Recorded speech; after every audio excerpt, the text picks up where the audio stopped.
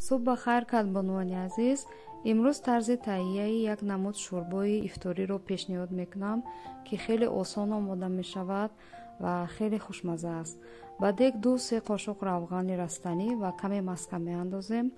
یک پیاز رو تا طلا رنگ شدنش بریان میکنیم. بعدا با آن یک قاشق آرد ilova میکنیم. 2-3 دقیقه تفت میدیم و 2 قاشق روبی رومی و نیم پیاله بلغور همه رو 2-3 دقیقه تفت میدیم و آب رو ilova میکنیم. نمک و ادویه ها وابسته به خواهش خودتان.